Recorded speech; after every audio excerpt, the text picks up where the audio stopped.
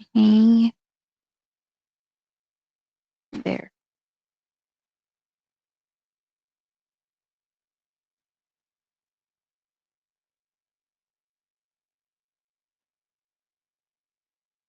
Can you all see my screen? Yes, miss. Okay, Yes, so we miss. are in chapter one. Chapter one is all about introducing the economic way of thinking.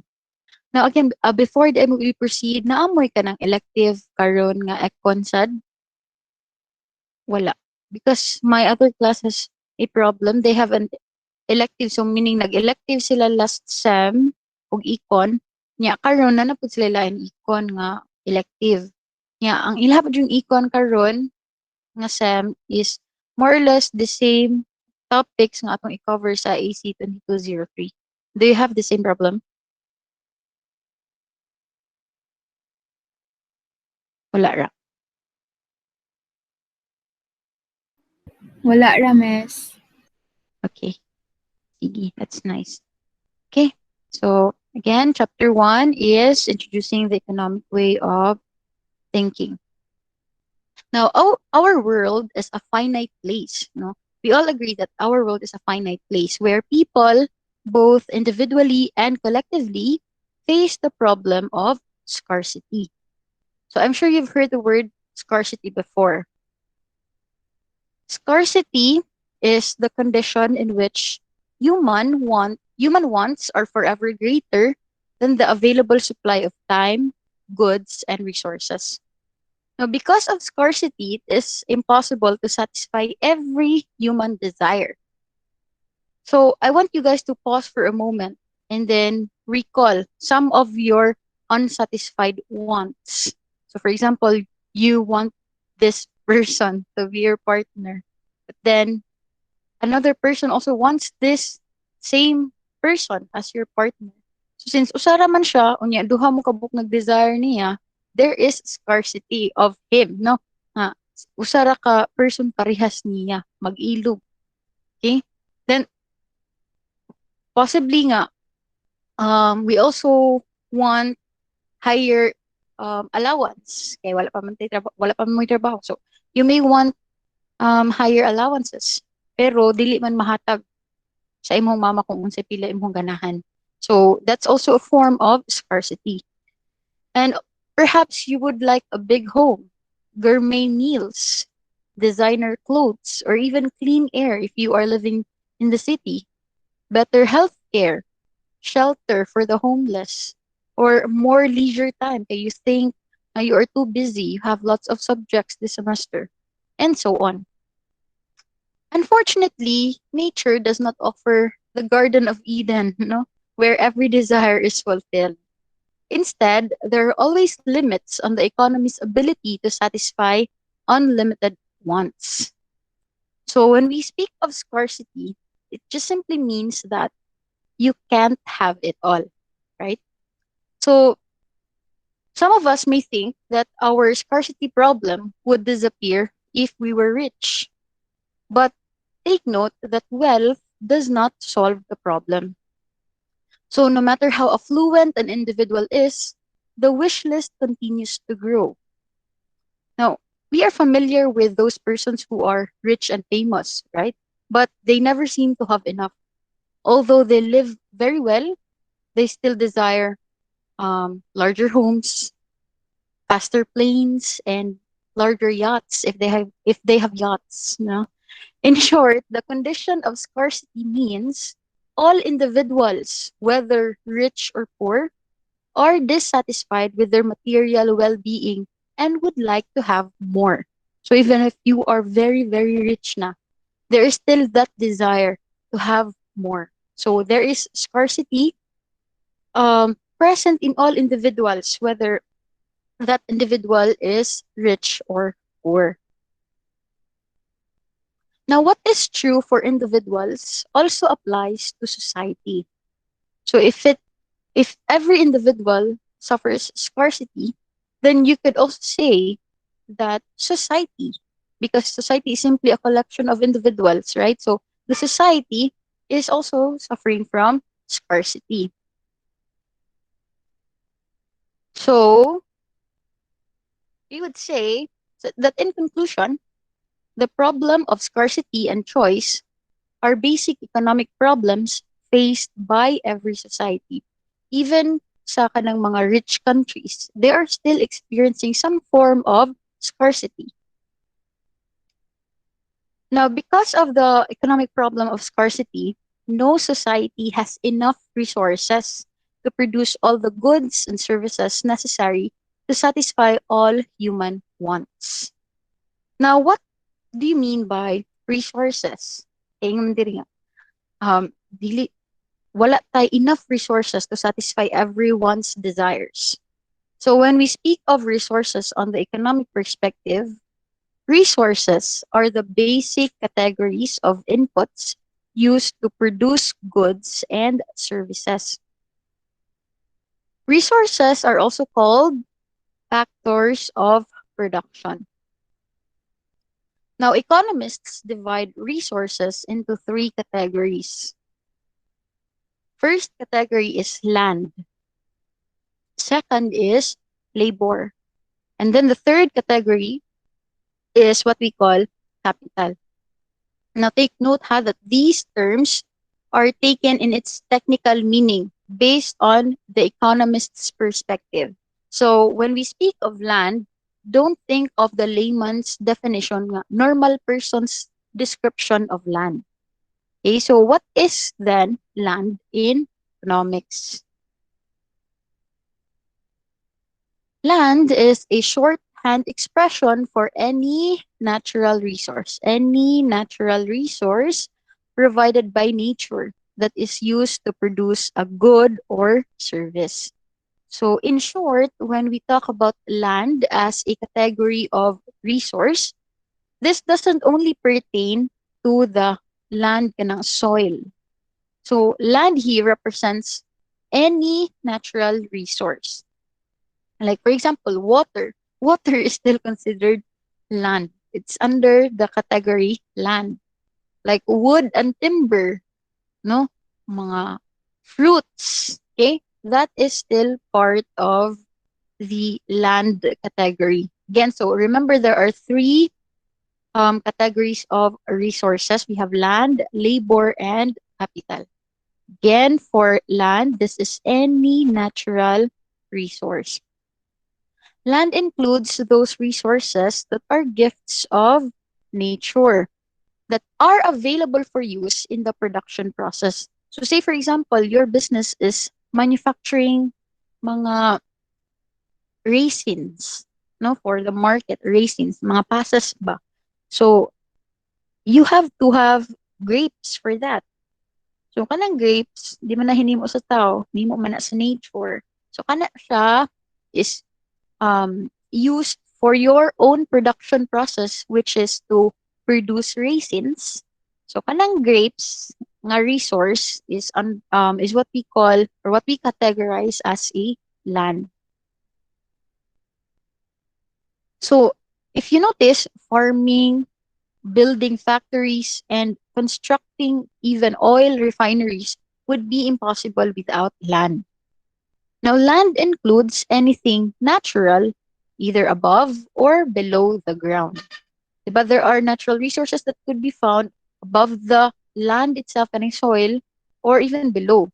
So, such as forests, golds, diamonds, oil, coal, wind, and even the ocean. So, when we talk about land or natural resources, these could be either renewable or non-renewable. So the only question to ask for you to determine whether a natural resource is renewable or non-renewable is this. Whether or not it can automatically replace. So when we talk about renewable resources, these are basic inputs that nature can automatically replace. Example, lakes, crops, clean air. So, ang mo-replace ana si nature is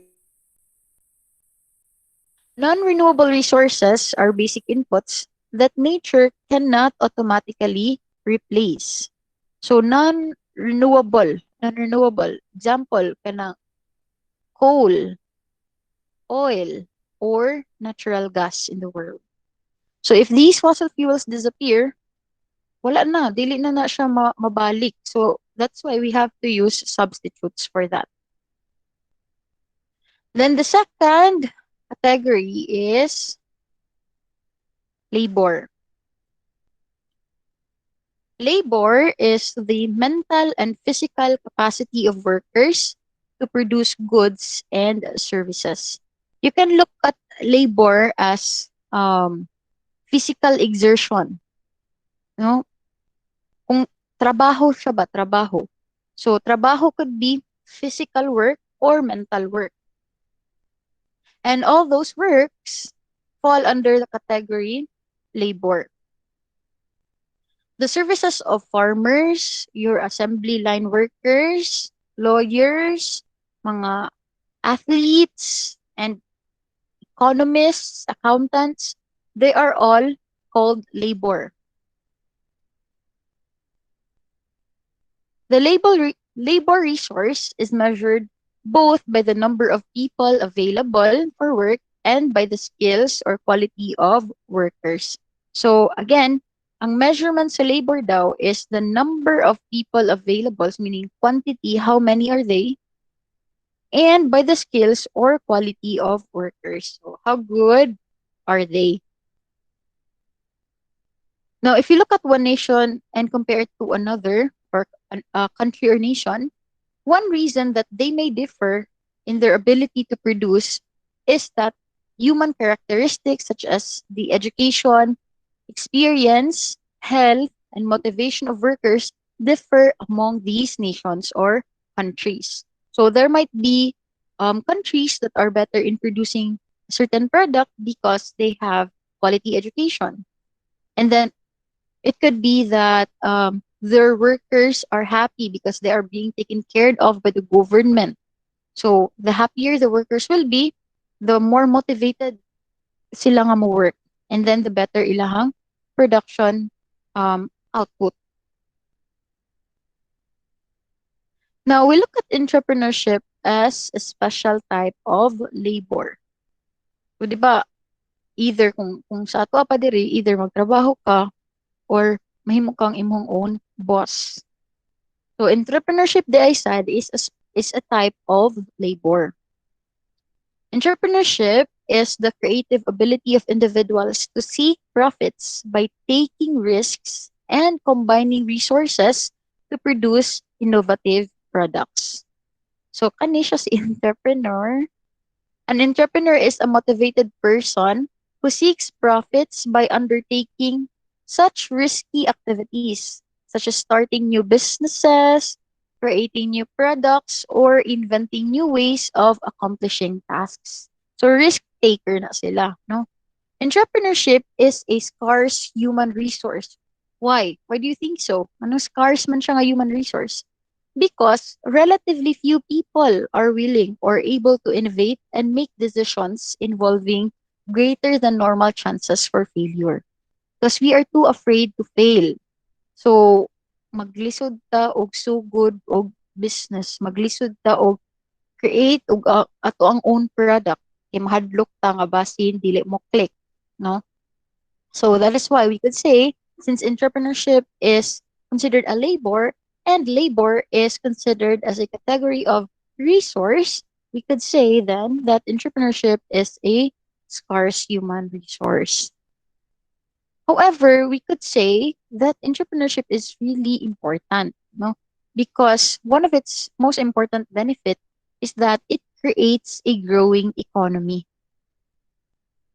Now, because of the pandemic na nagsugod last year ba, 'di ba, most of us, kami mga employees, um, we are forced to stay at home. Kunya, okay ra ang teachers kay pwede man online class. Pero there are, for example, if you are working in a restaurant, di man pwede work from home, no?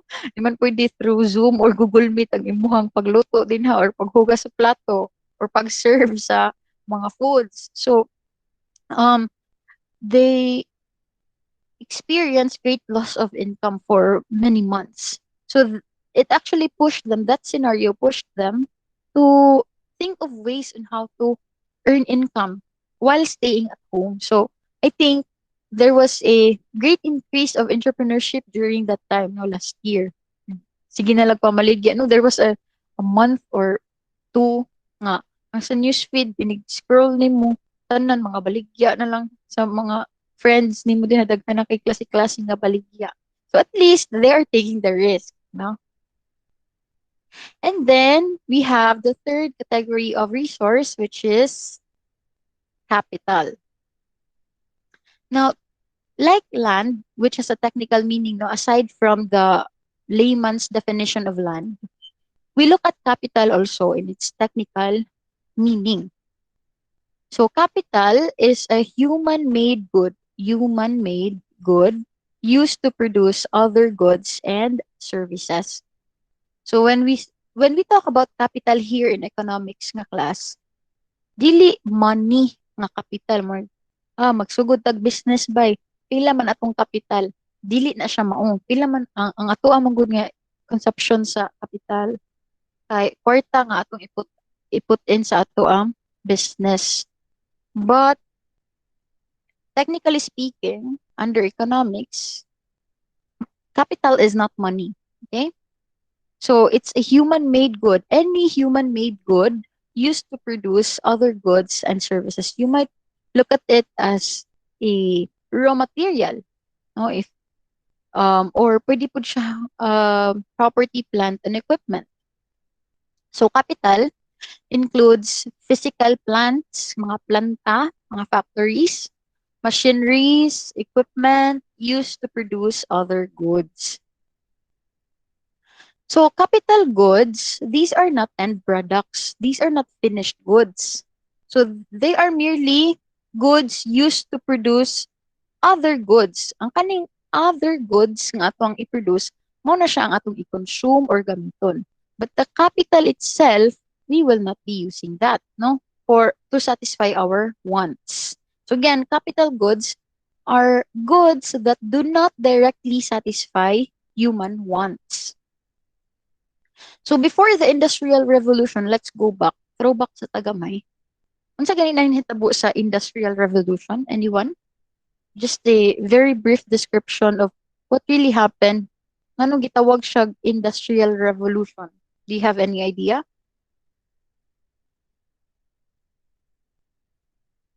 Anyone? Wala. Okay, ang kaning Industrial Revolution, this is the introduction of machineries. So kung may industrial revolution, imagine na dayon nga nakakasasod sa factory, daghan kayong mga machines din nga nag-andar. So before that, before the industrial revolution, since wala pa may mga machineries or kanang mga advanced tools, capital during that time means or meant like a simple tool such as an axe or a bow and an arrow. So those are what are considered capital prior to the industrial revolutions. So as like hoe, axe, bow, and arrow. So in those days, these items served as capital to build a house or provide food for the dinner table. Now today, in the present time, capital consists of factories, office buildings, warehouses, napoy robots, di ba? Robots, trucks, roads, and distribution facilities. Let's have a tour in San Carlos, mind tour. O imagine na, sud mo San Carlos. Tamo og buildings, no? College buildings are examples of capital. Tanaw mo sa imong classmate, nagunit sila mga cellphones. Cellphones can also be used as a capital if you just use it for business purposes. So, again, don't be confused because sometimes the term capital as it is used in the study of economics can be a little confusing. The economists know that capital in everyday conversations means money, diba? Or the money value of paper assets, such as your stocks, bonds, or a deed of mortgage. Now, kani siyang ato ang layman's understanding or normal understanding of what is capital. This is actually financial capital. Financial capital siya. But that's not the capital that what as to what is referred here in the study of economics. So again, I must emphasize that in the study of economics, capital does not refer to money assets. Capital in economics means a factor of production such as a factory or a machinery. So stated simply, you must pay special attention to this point. Money is not capital. So since di man siya capital, di man sad siya labor, right? Di man sad siya natural resource or land. No, kanindot unta no if um natural resource ang money mo grow ra kag money sa imong lawn. No, so money is not capital. It's not labor. It's not also land. Therefore, money is not considered a resource. Because again, remember, we only have three categories of resources. And those are, sa ganito, Miss Katrina, Gabriel, Miss, what are those three categories of resources? the three categories of resources are land, labor, and capital. Okay, correct. So thank you, Katrina. So only those three. The list is exhaustive, no? Or sorry, exclusive rather. Exclusive. So wala na kay pwede idagdag ana ra yung tulo. So you look at money and then ask yourself, is money land? Of course not, no? Is money labor? No. Is money capital? No also. So therefore, in conclusion, money is not a resource. So what then is money? Money is only used to purchase resources, no? You may use money to purchase land. You may also use money to purchase labor, no? Purchase ka og service. You may also use money to purchase capital, palit ka og mga machineries and equipment. Okay, so that concept must be clear in your minds at this point. So in conclusion, money by itself does not produce goods and services. Instead, it is only a means of buying your three categories of resources, and those are land, labor, or capital.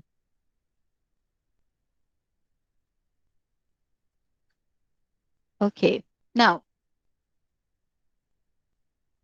let's define what is economics. So since the concept of scarcity and resources are already clear in our minds, let's proceed to the definition of economics. Economics is the study of how society chooses to allocate its scarce resources to the production of goods and services to satisfy unlimited wants. Now again, I have mentioned at the start of this discussion nga our world is finite. Limited lang siya. We can't have it all. So knowing that we only have scarce resources and then we have unlimited wants, how can we allocate? Unsaon man nato pagbahin-bahin ang ato ang scarce resources nga daghan man kaayog nang hinahanglan. So the study of how to allocate, no, to address this problem of scarcity in relation to the human wants, we have economics. So you could say nga economics is really a very helpful study. Without it, magagubot ta. But this definition might be surprising sa inyo, ha? This might not be um the way you define economics in your prior economics elective class. But yeah, during your elective, you might think that economics is simply studying supply and demand, stock market, money, and banking, those boring stuff. No, in fact, there are many ways one could define economics, but This definition is accepted also by the economists because it includes the link between scarcity and choices. Scarcity and choices. So since there is scarcity, we must choose wisely on how to allocate these scarce resources in order to satisfy the unlimited wants of the humans here. Now, society makes two kinds of choices: economy-wide, or what we call macro choices, and individual or micro choices. So the prefixes macro and micro come from the Greek words meaning large. Okay, macro is large. Obviously, no? Kabaw ng burot at tanan ana. Then micro is small. So reflecting the macro and micro perspectives, economists consist, economics consists of two main branches. We have macroeconomics and microeconomics. So in this subject, we will be talking about macroeconomics. Now let's distinguish macroeconomics from microeconomics very briefly. So macroeconomics is the branch of economics that studies decision making for the economy as a whole. So we could say it's like looking at the forest rather than the trees. So ato kag forest place, tan-aw nimo tanan tibuok forest rather than the individual trees. Mo na siya ang macroeconomics. Macroeconomics applies an overview perspective. So, mura ta ani og eagle nga naglupad-lupad sa forest, nagtan-aw na to ang entire forest. Muna siya ang macroeconomics. So, it applies an overview perspective to an economy by examining economy-wide variables. So, tanan variables nga mo affect sa economy. Example, inflation. If there is inflation, it will not only affect one company, but rather it will affect all companies situated in that particular area.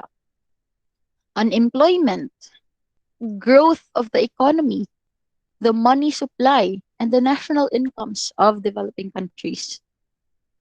So, macroeconomic decision making considers big picture policies. So, the big picture as the effect that government tax cuts will have on unemployment and the effect that changing the money supply will have on prices. That's macroeconomics. So again, in short, looking at the forest rather than the trees. On the other hand, microeconomics is the branch of economics that studies decision making by a single individual, household, firm. When we say firm, company, no? Firm, industry, or level of government. So, kung sa macroeconomics, we look at the forest rather than the trees. Here in microeconomics, we examine the individual trees, the leaves of those trees, the pieces of bark, rather than surveying the entire forest. So, mura ta diri mga worms na magkamang-kamang tanaw na to dito kung naunsa na yung leaves, okay ba din siya nga tree, naunsa na yung bark, unsay characteristics sa bark sa trees. So we look at um things on its own, like individually. When we apply it to our society, microeconomics affect single individuals or pwede collection of individuals in one household or pwede by company on a per company basis or per industry basis. When we say industry, ana bang group of companies that are engaged in the same line of business. So for example, when we look at BDO, Metro Bank, BPI, Union Bank, ang ilang industry is what we call banking industry, no? So we can also look at it on a per industry basis or even level of government. Now, microeconomics applies a microscope to study specific parts of an economy, as one would examine cells in the body. The focus is on small economic units such as economic decisions of particular groups of consumers and businesses. An example, let's have an example of microeconomic analysis would be to study economic units involved in the market for, let's say, chicken eggs. So for chicken eggs, market daw for chicken eggs. Will suppliers decide to supply more, less, or the same quantity of chicken eggs to the market in response to price changes? So for example, there is a relatively increase in prices in a particular sa egg industry. So if you are one of the suppliers, would you supply more, less, or the same quantity? Yeah, on the part of the individual consumers, will individual consumers of these eggs decide to buy more, less, or the same quantity at a new price? So um that's this those are some of the decisions that fall under microeconomics. So we have now described macroeconomics and microeconomics as two separate branches. Now, they are two separate branches, but however, you have to keep in mind that although they are separate, they are still related because the overall economy is the sum or aggregation of its parts, right? So meaning micro or small changes affect the entire economy, affect the macro economy, and vice versa. So macro changes produce micro changes. Okay, so na mo yung mga questions so far.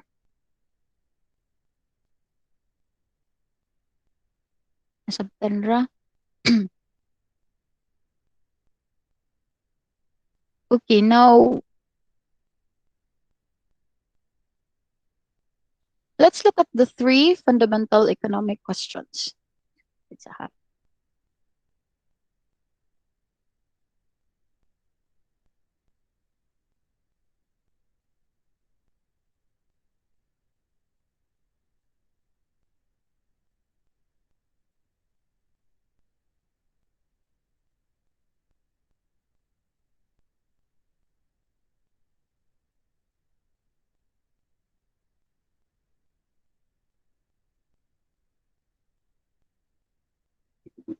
Okay, sorry about that. So let's proceed.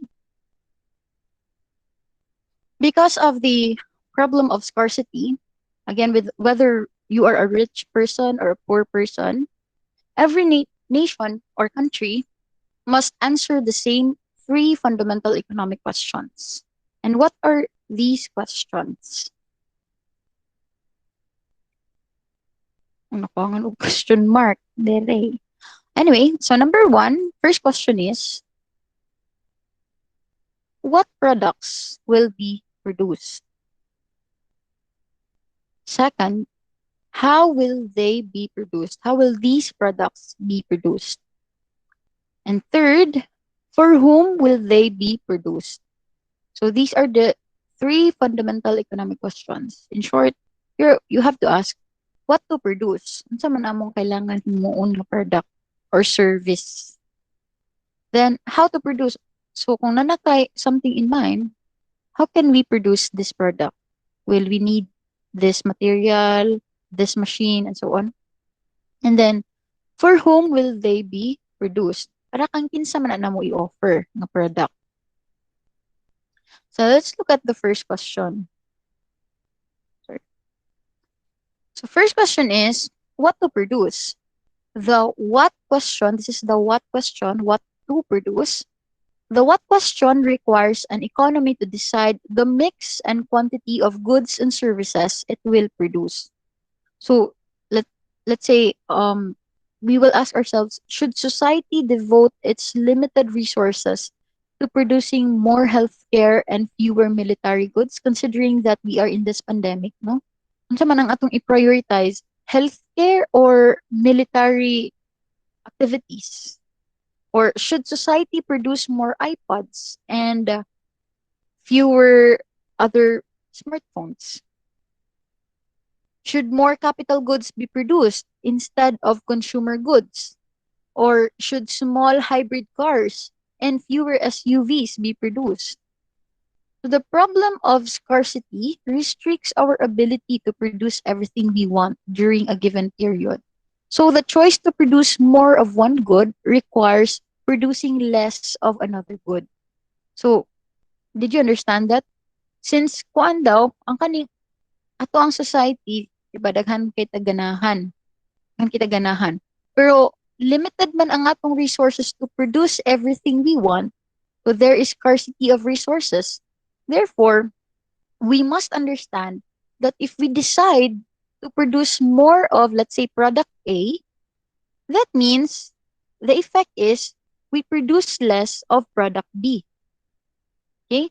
Kung mas pilion na to, i-focus na to ato ang resources in producing more healthcare as compared to um, the military goods such as, let's say, guns or mga firearms. So, mag-offset sila. Okay? If we choose to produce more of one good, this requires producing less of another good. So, that's the first crucial question to answer. Unsa man nato i-produce? Okay? Next. Next question is how to produce. So, after deciding which products to make, the second question for society to decide is how to mix technology and scarce resources in order to produce these goods. So, for instance, we look at the towel, no, towel or let's say clothes. Kaning towel or clothes can be sewn primarily by hand. Pwede usa ka person mutahi ana tanan, no? So unsa man ni siya nga klase nga resource? If sewn primarily by hand, what do you think is this category of resource? Um, Dazar. Again, miss? Sorry, miss. So if we, for example, ang answer sa question na to nga what to produce say clothes, no? And then second question is how to produce. Let's say gipili na to nga ang kaning clothes may shall be sewn primarily by hand kanang tahion primarily by hand. So what do you think is the type of or category of resource involved here? Kung tahion siya sa kamot by kamot, kamuton jud ba? Sama na La- siya nga resource. labor, miss. Correct. Thank you. Now, we can also choose to produce our towels or clothes partially by hand and partially by machine, right? So, na portion ba ron sa ato ang clothes nga tahiun jud sa kamot. Pero ang uban pwede na by machine. So, what resources are involved here? April, May.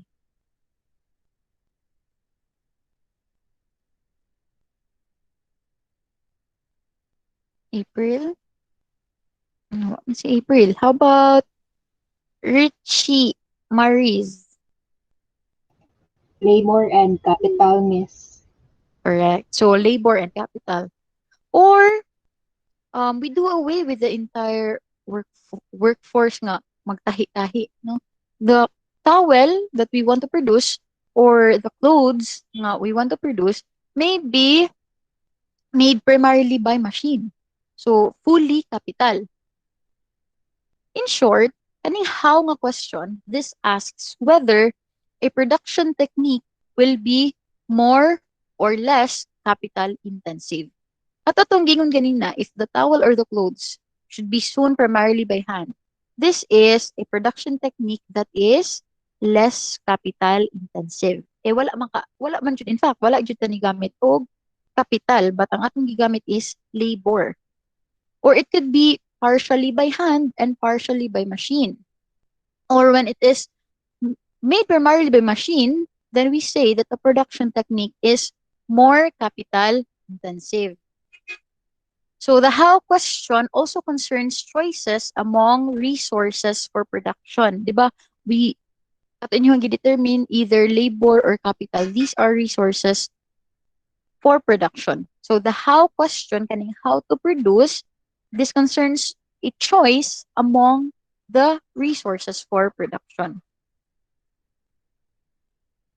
Now, education plays an important role in answering the how question. Education actually improves the ability of workers to perform their work. Variation in the quality and quantity of education among nations or countries is one major reason that economies differ in their capacities to apply resources and technology to answer the how question. So for example, see United States, US is really striving to catch up with Japan in the use of robotics. So answering the question, how do we improve our robotics requires engineers and employees with the proper training. So training, education, no, in the installation and operation of robots. Now since here, if you assess the current situation here in the Philippines, personally, ako makaingon ko nga, dili kayo nindot atong quality of education dinhi. In a sense nga, di gid kayo ta granular ba? Dili kayo ta super hands-on and super specific. Medyo obsolete na ang education style, academic style dinhi, more on bookish mong good kasagaran mga tao. So, maayo sa theory, kuwang sa application. Sakto, no? Then the third question is, for whom to produce? Para kang ginsa man ni ato ang gibuhat. So once the what and how questions are resolved, the third question is for whom? So among all those persons desiring the produced goods, who actually receives them? For example, let's assume nga kita tanan dinhi sa Cebu, ganahan ta, kita tanan jud ha, ganahan ta natin iPhone. Atong latest model jud sa iPhone. But among all those kita tanan nga nag-desire aning iPhone, who actually receives the iPhone? No? Diha na ma-answer sa for whom to produce. So if you are Apple, para kang kinsa maning iPhone imong i-produce? Para ba nas tanan or di? So this question concerns how the economic pie is divided. So we cannot do away with the fact that there is really this economic pie.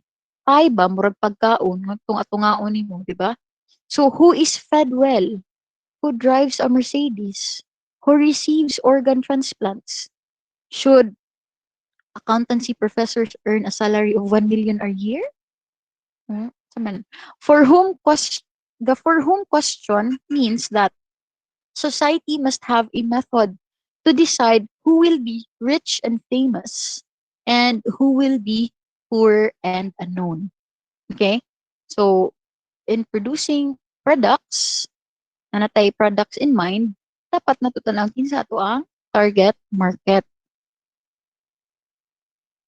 Okay, so do you have any questions regarding these three fundamental economic questions? Let's proceed with the concept of opportunity cost. You may have heard this before, kaning opportunity cost sa inyong cost accounting subject if you had your cost accounting subjects na. So, opportunity cost is the best alternative sacrificed for a chosen alternative, like the persons in this picture. No, kani siya, buntis no. Muna iyahang gipakaslan. Gwapa ni siya buutan, nanan niya tanan, except iyang kasaksi kay natambok naman siya. Naman siya baby bump niya. Magtambok man ang bahay, di ba? If ma-pregnant, mostly. So, yung ilisan og sexy, pero jug-jugon niya, lain kog batasan, pero ganahan man siya ning sexy. So, the opportunity cost suffered by this bugo person. Sorry. Alam kay hugot ba? The opportunity cost suffered by this man is this good woman. This good woman. Now, in our everyday lives, di ba, we are always making decisions. Say for example, pag-alarm sa cellphone in the morning, nada din kay decision to make whether to get up or continue sleeping. If if ang imong gipili is to get up, Bangon na dayon ka, unsa man imong opportunity cost? Katong extended hours of sleeping. No, mao to siya ang imong gi-sacrifice because you have already chosen an alternative. Or let's say pag on sa imong alarm, ay imong gipili nga kuan nga alternative is to sleep further. Continue sleeping. Di sa ka mo bangon. So your opportunity cost is your missed time nga pwede unta nimo gamiton para mag-study or do other important things. So when we speak of opportunity cost, we are actually faced with a decision to choose one alternative over the other.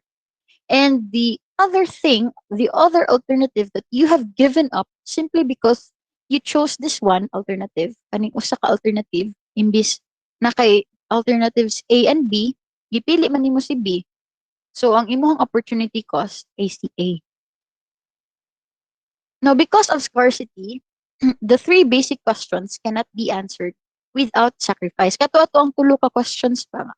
What product to produce, how to produce, and for whom.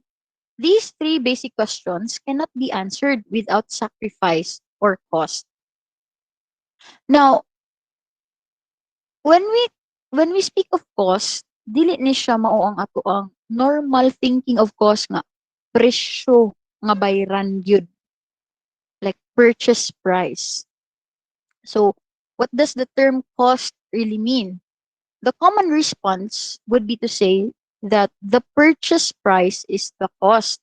So for example, a movie ticket costs say 300 pesos or a shirt costs 1,000 pesos. Muna siya ato ang usual thinking of costs. No, but if we apply the economic way of thinking, however, cost is defined differently. Okay? So when we say cost, this is the something that has been given up simply because you choose another one. So, for example, the money you spend on a movie ticket may be used to buy a Netflix subscription. So, I think barato rin siguro Netflix. Wa ko sure kung pila gyud, pero kay nakigamit raman ko sa ko boyfriend nga Netflix. Sana all my boyfriend. Um, so, for example, you chose to buy a movie ticket instead of using that same money to purchase a Netflix subscription. So, unsa man imong cost of going to the movies? It's not the movie ticket itself. No, it's not the cost of the movie ticket itself, but the opportunity to subscribe sa Netflix. Muna siya imong cost. So, kaning kung mustorya tag cost dinhi sa economics, muna siya ang short term sa opportunity cost. Itaas man mag-ingon na opportunity cost. You can simply call it cost. Okay?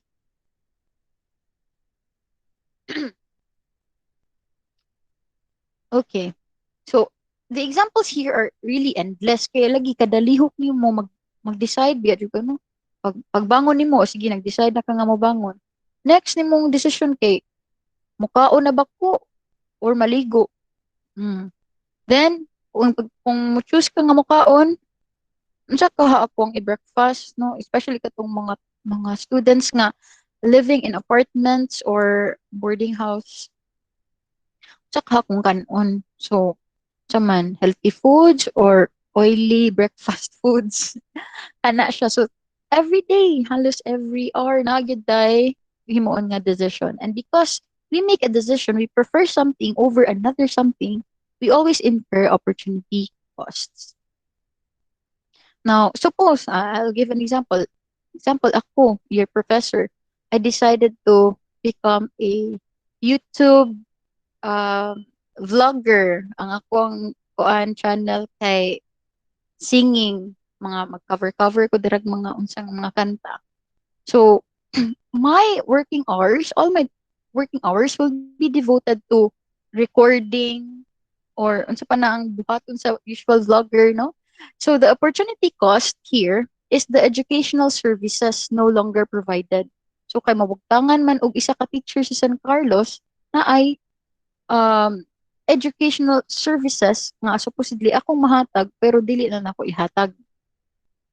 Now, a personal example, the opportunity cost of dating a famous movie star, or let's say your crush na lang, ay na lang ng movie star kay ambisyosa ra kay ta.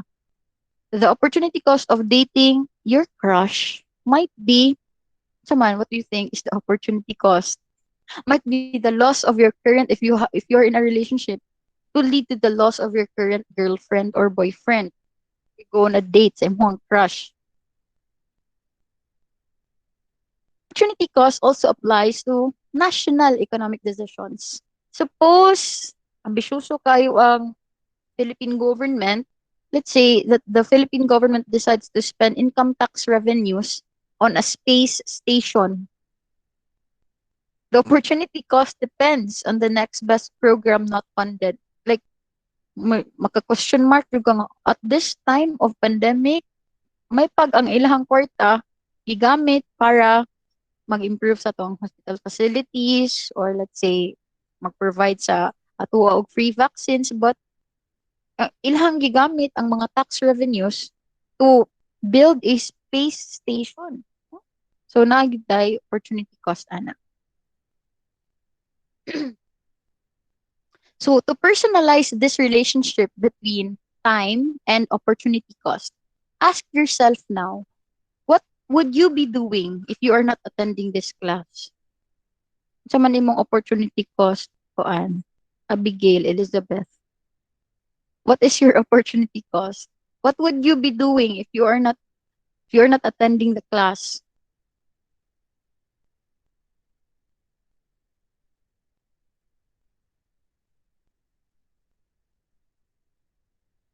Abigail? How about um Dara May?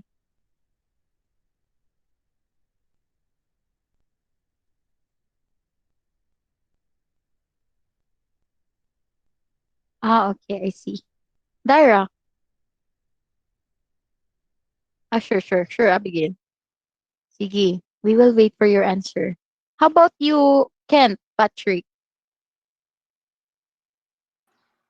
I think I would want to be like an online seller na lang. I mean, at this point ba, knowing you have a class, di ba you have the decision whether to attend the class or not. So, since you have attended the class, what is your opportunity cost? Um, I think na usually before classes started kay I wake up at like mga 3 p.m. naman. So I think that I could have had more sleep. That's my Um, opportunity cost. okay, so when we say opportunity, we are faced with more than two options, no? Like, for example, option one, attend the class. Second, meet up meet up with my boyfriend or girlfriend.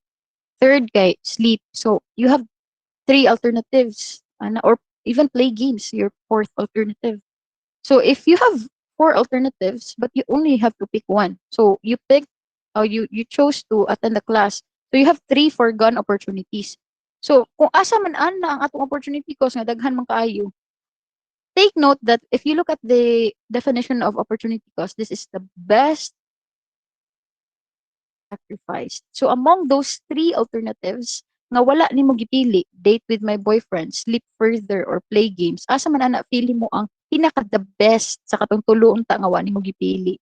Mo na siya imuhang opportunity cost. It's the best alternative sacrificed.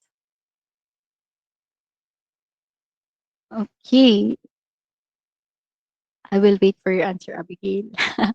Anyway, sige. So some of you might be thinking you want to watch television or sleep, like Kent, no? If sleeping is your choice, the opportunity cost of studying or attending the class is the sleep that you have sacrificed, no? So decisions often involve sacrifice of both goods, and time. Suppose you decide to see a movie diri sa SM, no? Let's just assume na lang dito sa food sa San Carlos ba. Bored man ka, ganahan ka mo kuan, moadtog SM. So suppose you decide to see a movie in SM located 15 minutes from campus. If you had not spent the money at the movie, you could have purchased, let's say, um CD if available ba ang CD for that movie, or if available siya sa Netflix, you could have purchased Netflix subscription for that and simply watch the movie at home na lang unta. And also the time spent traveling to and from the movie and sitting through it could have been devoted to studying for your economics exam, no? So the opportunity cost of the movie, going to the movie, consists of first giving up a an opportunity to subscribe baron sa Netflix, or and study time needed to score higher on your economics exam. Here for Abigail, my opportunity cost for not attending class would be binging Netflix shows. So you would say it this way, Abigail. My opportunity cost for attending the class. Kaya ni-attend man ko sa class, ang akong na-sacrifice kay mag-binge watch ko og Netflix shows. So, murag murag na bali, no? So, ang opportunity cost nimo for not attending the class would be missing out on the lessons nga imuha untang makuha had you not chosen to not attend the class. If I attended the class, I wouldn't be able to finish my anime series. I think that would be my opportunity cost. Sige, di kag tan-og anime. Ako pong guilty pleasure, say, it's okay, Abigail, no worries. Okay, this concept is relatively new to you, so I will not also be expecting ma by heart na jud ninyo siya, pero at least na mo'y idea kung unsa na.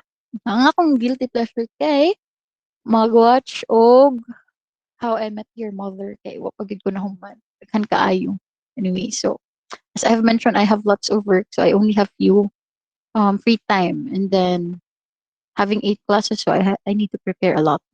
Anyways, time is 1:12.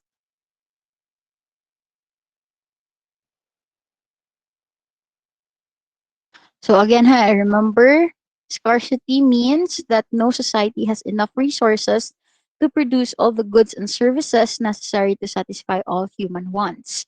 As a result, society is always confronted with the problem of making choices. And if there are choices, then there will be opportunity costs. So since there is scarcity, you need to choose. Okay, you can't have it all. You can't have it all. So you need to choose lang kung unsay mo ganahan. Then since you made a choice, you have given up something. So this will lead to an opportunity cost.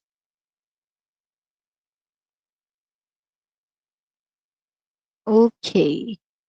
Oh, I think we don't have time anymore. So this one, the production possibilities curve, will be discussed next meeting. But then I want you to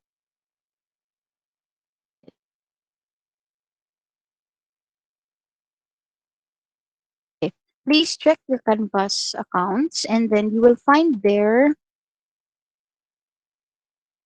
akong tan-awon, ha.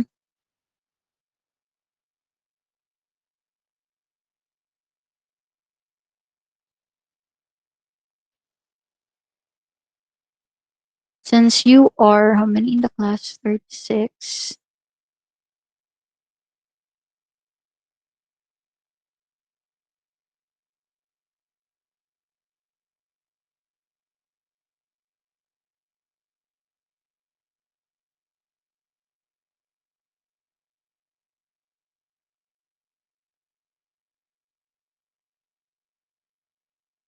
Okay. I want you all to create a group with 9 members each. So, amo lang pili kung kinsa inyong ganahan nga kagrupo. And then if you look at Canvas,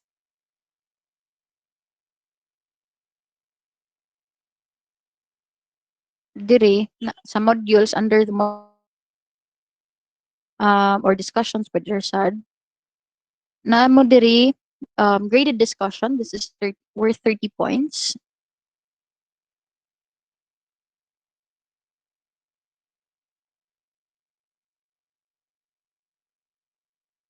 With 9 members each. I want you to discuss the following among yourselves. Explain in your own words lang why both nations with high living standards and nations with low living standards face the problem of scarcity.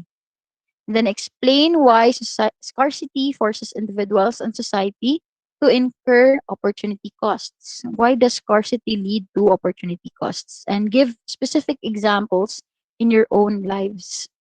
So, in answering this, I only want the group leader to upload the answer in Canvas. You need not, katong mga uban members, pwede na mo dili mo submit. Then what I need is, I want a recording of your discussions. Probably kanang mag-Google Meet ba mo or mag-group call sa Messenger niya, i-record lang ninyo. And then, ang inyong final answer, type po din nyo sa Microsoft Word, then you also have to upload it here. Okay? Sa Canvas, tanan ang ato ang submission regarding this discussion.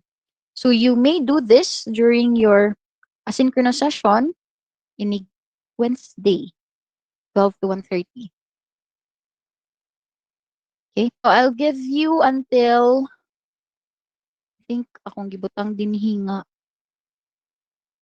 deadline kay February 19. So you have until February 19 to comply with this assignment. Okay? So do you have any questions? Wala ra? Murag none na so far, miss.